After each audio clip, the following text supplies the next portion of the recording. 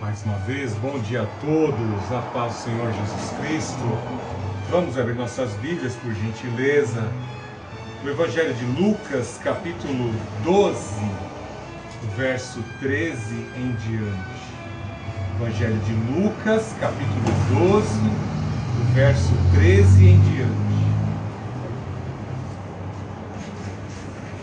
Nesse ponto, um homem que estava no meio da multidão lhe falou: Mestre, ordena ao meu irmão que reparta comigo a herança. Mas Jesus lhe respondeu: Homem, quem me constituiu juiz ou partidor entre vós?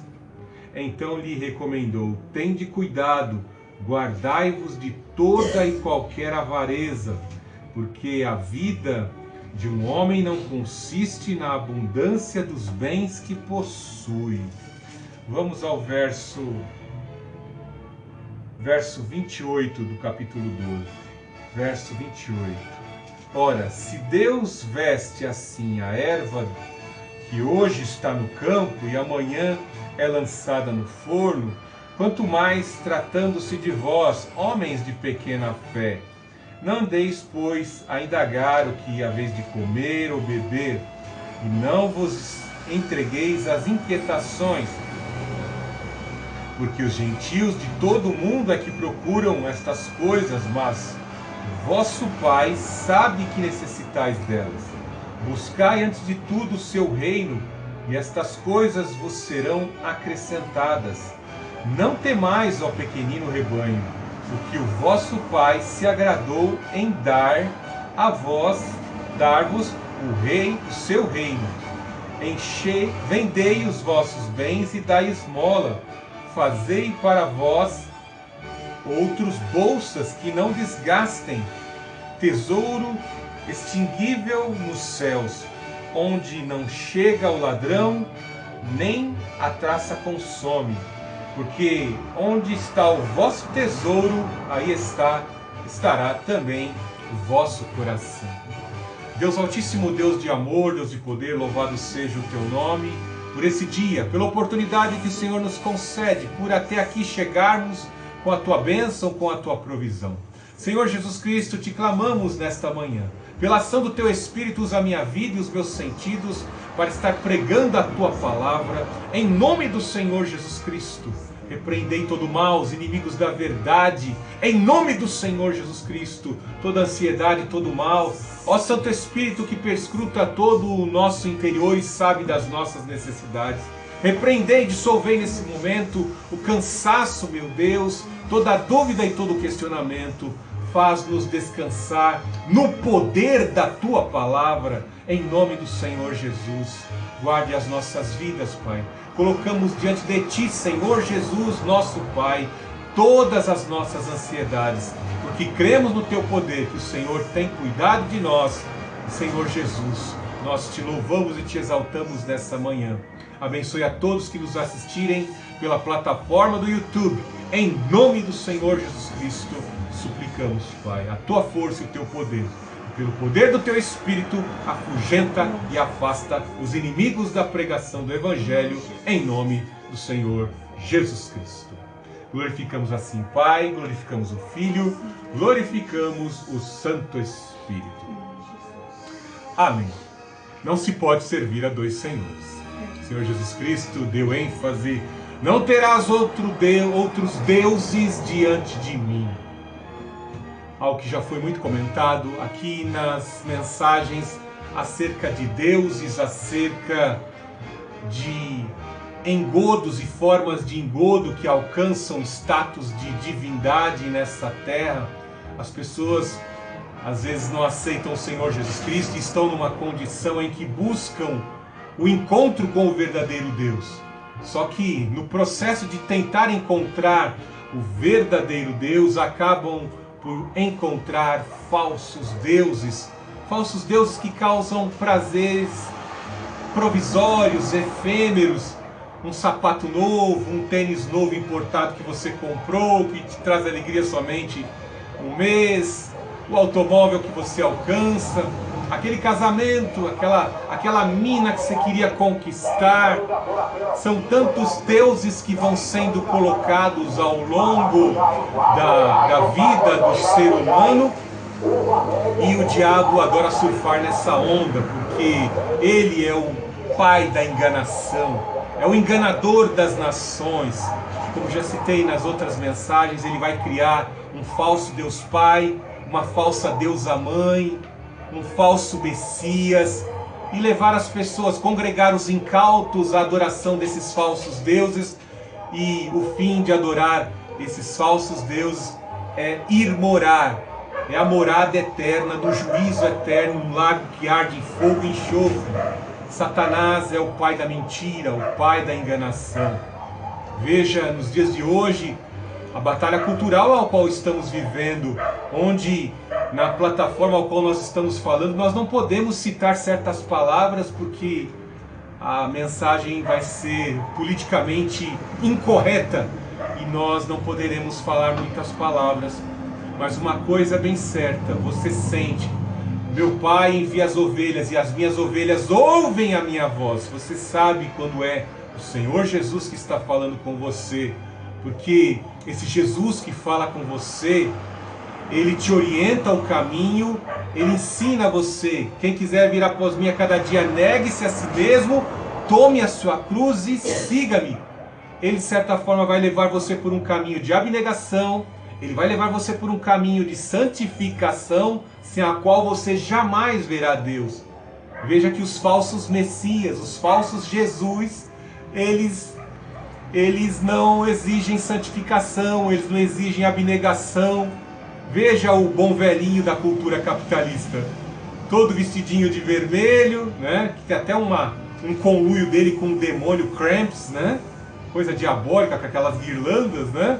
E ele traz um pacote para dar presente. O bom velhinho vem sempre para dar presente, né? É interessante, eu duvido se o Santa Claus gostaria de se identificar com o verdadeiro Jesus, que o Jesus carregou nas costas a cruz, com as costas esfoladas depois do açoite. Eu duvido que o Santa Claus gostaria de um presente como esse do Natal. Como eu disse, Satanás é o pai da enganação. E quão terrível é o Deus dinheiro, Deus mamon na vida das pessoas. Muitas pessoas acordam cedo para a realidade de que Papai Noel não existe. Mas existem pessoas que as portas, os atalhos pelas quais ela usa e atravessa, leva ao acesso ao dinheiro, à ostentação. E quão terrível é carregar a idolatria com dinheiro, nunca se esquecendo que o dinheiro é um instrumento de troca, nunca se esquecendo que o dinheiro foi criado como moeda de transação, como forma, método de transação, no qual cada papel contém um valor, e nesse valor você trabalha para conquistar, e após juntar uma certa quantia, você troca por aquele produto que você está precisando para dentro de casa. Não existe nenhum Deus em pé de igualdade ao nosso Deus, porque Ele é o único Deus. Acabei de citar falsos deuses no início desta mensagem. Só existe um Deus. Mas quão terrível é na mentalidade humana, nessa mente propensa a buscar falsos deuses, uma falsa segurança em falsos deuses, as pessoas começam a idolatrar o papel moeda, começam a adorar o dinheiro. Nem à toa que o diabo pôs o símbolo dele em qualquer nota de dinheiro. Qualquer nota de dinheiro você vai encontrar lá um personagem que foi adorador de Lúcifer. Você vai encontrar lá também um símbolo demoníaco. Não é à toa que você encontra lá a pirâmide com olho de Horus no dólar. Você encontra a Semíramis na nota de real brasileira. É a mulher do Nimrod, né? O que tentou construir a Torre de Babel e foi interceptado pelo poder de Deus. O Senhor Jesus Cristo disse claramente: não se pode servir a Deus e a Semíramis, a Mamon, que está na nossa nota, que está imprimida nas nossas cédulas aqui no Brasil. Não se pode venerar o dinheiro. Quão terrível é! O Senhor Jesus Cristo trabalha aqui. Logo de início, veja que a história é interceptada no capítulo 12 por alguém que se desponta, se levanta na multidão e suplica, vendo com certeza os sinais que acompanhavam o Senhor Jesus Cristo, visto que haviam curas, o ensinamento levava as pessoas à comoção, à conversão, alguns à conversão, demônios eram expulsos, enfermidades curadas. E aí, com certeza, aquele homem que estava ali afoito, este homem amante do dinheiro, que tinha passado por uma experiência da sua herança ser dividida, ele depois de ter recebido a sua parte, ele estava inquieto e insatisfeito com a parte da herança que ele recebeu, e ele levanta suas mãos ali e pede para o mestre. Veja no capítulo 12, verso 13, neste ponto, um homem que estava no meio da multidão, ele falou: mestre, ordena ao meu irmão que reparta comigo a herança. Veja a inquietação deste homem diante de um Senhor Jesus que soluciona todos os problemas. Com certeza ele estava ali vendo, né? As pessoas, como eu disse, tendo a solução dos seus problemas, cura, sendo libertas, e ele falou: meu problema é o dinheiro e eu estou insatisfeito com a parte da herança que eu recebi e eu quero que esse Jesus solucione isso. Veja que no sistema capitalista eles desenvolveram uma forma de Jesus estar em tudo. Você encontra Jesus em tudo, né? Você vê lá dentro da empresa, lá o Messias, o mito fundador da empresa é uma espécie de Messias. Para nós encontrarmos uma solução para vencermos a concorrência, nós temos que seguir os passos do nosso mito fundador. Que ele adquire um aspecto de Messias dentro das grandes corporações, né? Como eu disse, Satanás ele vai criar soluções de falsos Messias. E como eu disse, trazem simplesmente soluções provisórias e efêmeras. Não estou aqui dizendo que você não tem que ter um smartphone. Não estou aqui dizendo que você não pode ter um automóvel da Toyota. Não estou aqui dizendo... Não, tudo isso deve de certa forma ser utilizado por cada um de nós para que exerçamos uma mordomia para glorificar a Cristo. Temos um bom carro, temos um bom smartphone, temos bens e recursos dentro de casa, mas tudo isso são servos, objetos servos. Você vai usar a sua roupa, vai lavar, e depois de um tempo ela vai certamente puir, e você vai ou doar antes de estragar muito, ou vai jogar fora, né? Nada de ficar idolatrando roupa, nada de ficar idolatrando o smartphone, nada de ficar idolatrando o seu carro ou a sua casa. Então, veja aqui que esse homem está insatisfeito, muito insatisfeito com a partilha da herança. Veja em Deuteronômio capítulo 21, verso 16 e 17. Deuteronômio 21, verso 16 nos diz: quando ele repartir sua herança entre os seus filhos, não poderá dar a primogenitura ao filho da amada, dando-lhe preferência em vez do filho da desprezada, que é o primogênito. Ele receberá o filho da desprezada como primogênito, dando-lhe o dobro da sua parte na herança, pois esse filho é as primícias da sua força. O direito de primogenitura lhe pertence. Então sabemos que, segundo a tradição judaica, na lei de Moisés, o filho primeiro que nascia recebia a porção dobrada da herança. E com certeza, nessa herança aqui, desse reivindicante aqui, né, ele tinha um irmão mais velho que recebeu uma parte maior da herança.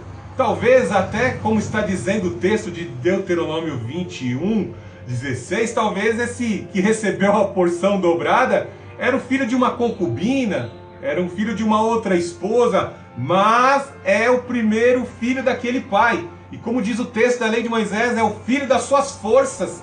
É o filho que ajudou a construir a lavoura, a cuidar do gado, dos afazeres da fazenda, das coisas do lar, e com certeza ele teria que ser honrado caso houvesse a morte do testador do pai. E receber a unção dobrada. E os filhos titulares, né, ficariam de certa forma um tanto que enraivecidos na hora da partilha da herança, que trazia muito incômodo a esse que veio, né?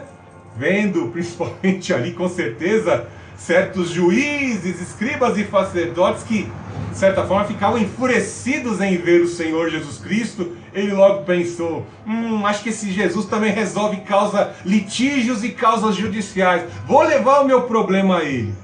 Só que ele se deu mal. Porque todas as vezes que nós nos dirigimos ao altar do Senhor, tanto em confissão de pecados, tanto como para adorar, para solicitar e requerer algo, veja que Pedro ensina lá no capítulo 5, né? Portanto, colocai todas as ansiedades diante do nosso Deus, né? E aguardar diante da sua potente mão, nos humilhando para que ao seu devido tempo ele nos exalte. Então no Antigo Testamento era a mesma coisa. Quando o ofertante arrependido levava lá uma pombinha, levava lá um carneiro, levava lá um animal para oferecer em holocausto, ou sacrifício expiatório, ou pela transgressão e culpa, o Senhor sonda antecipadamente a nossa intenção, porque o Espírito que emana do Senhor Jesus, ele é onisciente. Lá em 1 Coríntios nos diz que o Espírito do Deus Altíssimo sonda tudo que existe na mente do Deus Altíssimo. Veja que harmonia que há com o Deus Altíssimo e o seu Espírito. O Espírito sabe tudo. Quanto mais a nossa mente, antes que as palavras me saiam à boca, o Espírito Santo já sabe. Então o Senhor Jesus aqui, munido do Espírito de Javé, Isaías 61, estava ali reconhecendo aquele reivindicante, né? Senhor, manda o meu irmão dividir a parte da herança. E o Senhor lhe dá uma resposta e ao mesmo tempo depois profere uma palavra acerca da avareza, daqueles que são amantes, apaixonados pelo dinheiro, trazendo um ensinamento que é de grande valia até os dias de hoje. Veja no verso 12 e 14, mas Jesus lhe respondeu: homem, quem me constituiu juiz ou partidor entre vós? Veja que nesse texto aqui há uma discrepância, né? Nós vemos que o Senhor Jesus Cristo usa a parábola da viúva, que pede, insiste, e o juiz corrupto, vou atender essa viúva para que ela pare de me incomodar. E ele ensina a cada um de nós a buscarmos, a perseverarmos em oração, porque Deus vai usar os deuses dessa terra. Os juízes são considerados como deuses, como diz o Salmo, para atender às necessidades do seu povo. Imagine que pode haver qualquer confraria de juízes da OAB ou quando Deus Altíssimo determina lá de cima, ele dá ordem ao seu espírito e dá ordem a qualquer juiz, independente do seu credo religioso, atender agora o meu servo. E qualquer que seja o juiz, qualquer que seja a instância, vai conceder a atenção à viúva que está clamando, ao povo que está clamando. O nosso Deus, como juiz soberano, transcende a todas as instâncias jurídicas dessa terra. Como eu disse, há uma discrepância aqui. O Senhor Jesus Cristo, percebendo a intenção daquele homem, ele diz: quem me constituiu? Porque viu a ganância daquele homem, não aceitando a lei de Moisés, não reconhecendo que aquele seu irmão que recebeu a porção dobrada é alguém que participou da construção, de início do crescimento do seu pai falecido, a construção da fazenda e de todo o enriquecimento. Se tinha uma grande herança para repartir, é porque aquele filho, desde o início, o primogênito, trabalhou para a construção de toda aquela riqueza que foi dividida. Veja a exortação muito dura. E aí o Senhor Jesus Cristo assim transmite no verso 15, no 12:15. Então lhes recomendou: tende cuidado, guardai-vos de toda e qualquer avareza, porque a vida de um homem não consiste na abundância dos bens que ele possui. Aqui nesse verso 14 fica constatada o espírito onisciente que provinha do Mestre. Ele sonda as intenções dos homens. E ele constatou, naquele reivindicante, ele constatou a avareza, a mesquinhez. E o que é a avareza? É aquele que busca, ama o dinheiro, ama as riquezas e busca guardar, instalar a riqueza em cofres para, de certa forma, pensando que possa usufruir de toda aquela riqueza por toda a eternidade. Vira uma espécie de Deus. onde está o seu coração, como o próprio mestre vai dizer aí está o seu tesouro. Isso fica bem visível quando você vai em arqueologia lá no Egito, né? Os faraós construíam essas pirâmides. Segundo a maçonaria egípcia, o faraó construía aquelas pirâmides e colocava ali dentro os seus tesouros, a sua riqueza, e até os escravos tinham que morrer juntamente com ele ali, tudo guardado dentro da pirâmide, porque ele acreditava que na outra vida que ele haveria de viver como um iluminado, ele ia ter a sua riqueza, as suas mulheres, o seu harém e também os seus escravos para o servirem na vida que ele ia receber depois de iluminado, né? Vida de trevas, vida de iluminado. Que triste fim, né? Acreditar que o dinheiro poderia trazer essa segurança perpetuamente. Paulo nos ensina em primeira carta a Timóteo, bispo de Éfeso, sabendo que deste mundo nada poderemos levar. Então encare a realidade com base nesse ensinamento do Senhor Jesus Cristo e com o ensinamento do apóstolo Paulo, de que não adianta nós tentarmos juntar coisas, provisões, porque uma coisa é bem certa, num momento iminente da história, nós cristãos que conhecemos a verdade, o verdadeiro Deus, já nos foi cantada a bola, já nos foi revelado o que vai acontecer. O dia terrível do Senhor vem, e quem poderá sobreviver? Já foi nos revelado também que não adianta construir bunker. Existem muitos bilionários aí, até trilionários, já construindo imensos bunkers debaixo da terra, bunkers dentro de montanhas e cavernas. Não vai adiantar se esconder dentro de caverna, porque lá em Apocalipse o profeta já revelou que Deus vai cavar e vai tirar de lá. Não adianta construir ninhos entre as estrelas, porque o Senhor vai meter o pé e vai derrubar e vai cair. Não adianta, nada poderá resistir o dia terrível do Senhor. Mas quem poderá resistir no dia do Senhor? Eu quero dobrar os meus joelhos, porque todo joelho se dobrará. Mas quero estar de joelhos dobrados do lado direito, entre os adoradores, aqueles que vão adorar o Senhor Jesus Cristo para sempre. Existe uma diferença. E o que se conquista, para quê? Qual é a conquista e o prêmio e o galardão para aqueles que estão alinhados com o verdadeiro Rei?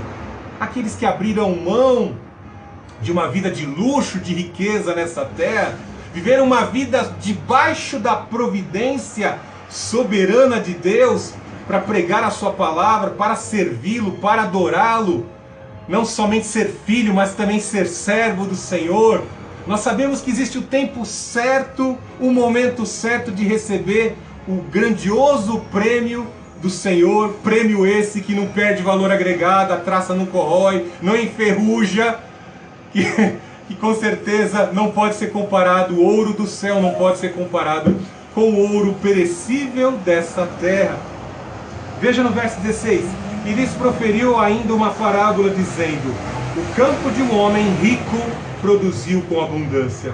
Arrazoava consigo mesmo, dizendo: que farei, pois não tenho onde recolher os meus frutos? E disse: farei isso, destruirei os meus celeiros, reconstruí-los-ei maiores, e aí recolherei todo o meu produto e todos os meus bens. Então direi à minha alma: tens um depósito, muitos bens para muitos anos, descansa, come, bebe e regala-te. Veja que este homem muito rico, citado pela mensagem, pela parábola, por essa ilustração que o Senhor Jesus Cristo nos traz, ele possuía uma grande propriedade. Deus, quando manda a chuva desce sobre a lavoura do pobre e a lavoura do rico. Deus abençoa com os recursos naturais, pela fauna e pela flora, tanto o trabalhador pobre como o trabalhador rico. Não devemos ficar olhando para o rico com a sua empresa, com a sua fazenda, porque às vezes é terrível que o pobre às vezes fica se comparando e contrastando que ele sempre tem menos na história da vida, sempre chega o final do ano e parece que o outro sempre está lá triplicando, decatuplicando lá os seus bens, e ele está sempre ali, sempre na continha, fechando as contas. Glória a Deus se você fechou o ano nas continhas. Mas é terrível porque nessa disputa vai surgindo, vai crescendo um sentimento de inveja. E não se esqueça que aquele que está recebendo muito, você às vezes não para observar, porque como Boaz, um grande proprietário, um grande príncipe, que era o tetaravô de Davi, nós vemos que os pobres, as viúvas, os indigentes, eles iam lá recolher espigas de milho caída no chão, porque a lei de Moisés ordenava que as margens, uma faixa de canto da propriedade ali onde se produzia, os frutos que caíam do pé não poderiam ser recolhidos pelo proprietário. Os frutos deixados nos pés não poderiam ser colhidos. Alguns frutos que caíam do cesto não podia ser recolhido pelo ceifeiro. Para quê? Para que o deficiente físico, o estrangeiro, as viúvas pudessem pegar esses frutos que caem no chão e que sobraram nos pés e pudessem assim se alimentar. Veja que o nosso Deus, ele criou já lá no passado, através da sua lei, um plano de previdência para os menos favorecidos. A lei de Deus é boa, perfeita. E às vezes você critica aquele capitalista, mas ele está gerando emprego, está gerando ali pessoas que estão produzindo, estão tornando a sua vida útil, e estão de certa forma produzindo algo que é útil, que você leva para dentro da sua casa. Quão terrível é quando, numa época de crise, você vai procurar algum item que você precisa tanto alimentício ou para fazer a manutenção de algo para dentro da sua casa, e você não encontra aquele item. Não encontra por quê? Hashtag fica em casa, economia a gente vê depois. Tá faltando item. Aí quando eles começam a ser produzidos novamente, o preço dele fica exorbitante, porque grande é a procura daquele item procurado. Então comece a entender a vida de reciprocidade que cada setor tem consigo, para que a sociedade, as engrenagens do sistema possam funcionar. Então entenda que Deus tem um propósito, tanto na vida do rico, como também tem um propósito na vida do pobre. Nosso Deus revela algo maravilhoso, que talvez não dê tempo eu citar, mas ele fala no verso 32, não temais, ó pequenino rebanho, porque o vosso Pai se agradou em dar-vos o reino do céu. Para quem que Deus já está dizendo aqui que deu o reino? Deus está dizendo que Ele já deu o reino para você que está aceitando. O Senhor é o meu pastor e nada me faltará. Ainda bem que eu não tenho uma pirâmide, ainda bem que eu não sou um diretor da Toyota. Ainda bem, ó, tô de banho tomado, com meu perfume que eu ganhei de presente, né? Tô com a barriguinha cheia, comi bastante ontem, veio bastante visita aqui. Glória a Deus, o Senhor proveu, não falta nada. É assim que o Senhor quer trabalhar em nossas vidas. Glória a Deus, o Senhor tem provido. Como disse o profeta e juiz Samuel, Ebenezer, até aqui, Javé tem nos sustentado, nos guardado, nos livrado. É o herói anônimo que tem que ser glorificado neste último domingo. Todos os dias, todo dia é dia do Senhor para nós cristãos, pois vivemos diante da sua iminente vinda.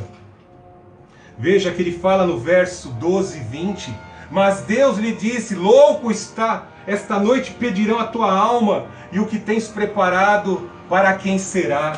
Veja como o Senhor Jesus Cristo trabalha a mentalidade daquele que tenta armazenar, guardar em bunkers, guardar em cofres com paredes de 2 metros de diâmetro lá, o seu tesouro e a sua riqueza, não vai usufruir. Talvez nem os seus herdeiros, no dia terrível do Senhor, nem os seus herdeiros vão usufruir de toda essa riqueza acumulada. Tão terrível que esses falsos bilionários ecocomunistas falam tanto em paz, em paz, em paz. Por que não pega todos esses trilhões de dólares investidos na agenda transhumana e vão lá saciar a fome do povo africano? Interessante, né? Por que não vão lá saciar? Não, né? Está reservado. É bom manter diante da TV aberta esses discursos filantrópicos. São amantes do dinheiro, amantes do poder, e que estão sim armazenando o seu dinheiro, que é o seu Deus Semíramis, o seu Deus Mamon, dentro da pirâmide. Não vão usufruir. Veja no verso 21, assim é o que entesoura para si mesmo e não é rico para com Deus. Rico de Mamon, rico de Semíramis, rico da deusa Naná, a deusa Lua, né? Mas é pobre de Deus, não soube exercer com a mordomia, com aquilo que Deus colocou sobre as suas mãos para fazer. A mordomia de cada um de nós será requerida. Portanto, sede firmes e constantes, sempre abundantes na obra do Senhor, porque o Senhor virá para julgar, segundo a obra de cada um. O vosso trabalho não é em vão no Senhor. Com o pouco que nós temos, nós estamos fazendo para o Senhor. Em oportunidades na vida, estamos evangelizando. Em oportunidades que o Senhor vai nos criando ao longo da semana, estamos a fazer a obra de Deus. Nós temos que nos engajar, porque aí sim nós seremos ricos de Deus e teremos um grande galardão. Mas imaginem esses que ficam acumulando a sua riqueza dentro da pirâmide, dentro do bunker, só preocupado. Quem é que está me roubando? Tem funcionário aí, tem colaborador desviando verba, tem colaborador aí fazendo caixa 2. A preocupação é para que não vaze nenhuma moeda dos ductos de dinheiro que irrigam a sua pirâmide. Eles ficam preocupados com algum vazamento. Está tendo algum vazamento aqui? Terrível, né? São pobres para com Deus. Veja como ele trabalha acerca agora. Primeiro ele trabalhou, ele trouxe uma pesada exortação para aqueles que são avarentos, que têm o seu Deus Mamon, estão construindo seu império, sua pirâmide, sua torre de 1 quilômetro de altura, né? E aí ele começa a trabalhar acerca da ansiedade que também nós pobres, os pequeninos, passamos. Não é fácil. Não é fácil vivermos e desempenharmos a fé em Jesus Cristo. Veja que, em um certo momento, uma camada muito grande de pobres e necessitados andava atrás do Senhor Jesus Cristo em busca da solução dos seus problemas. E eles olhavam para Moisés e diziam: Moisés fez descer maná do céu. Vamos ver se esse Jesus é o rei mesmo, prometido por Moisés. Faz descer maná, queremos pão e nós não queremos mais trabalhar não. O Senhor Jesus Cristo fez toda aquela multidão dar a linha, porque eles não queriam trabalhar. Então veja que o trabalho faz parte da vida humana. Há necessidade de trabalho. Digno é o obreiro do seu salário. Fazer qualquer tarefa, nós temos que fazer sim qualquer tarefa glorificando ao Senhor Jesus Cristo. No parafuso que você aperta lá na oficina, dentro de uma escola, dentro de uma universidade, fazendo uma cirurgia lá, um consultório odontológico, tudo que nós fazemos, nós temos que glorificar ao Senhor Jesus Cristo. Digno é o obreiro do seu salário. Veja como ele trabalha no verso 22. A seguir dirigiu-se Jesus aos seus discípulos dizendo: por isso eu vos advirto, não andeis ansiosos pela vossa vida, quanto que haveis de comer, nem pelo vosso corpo,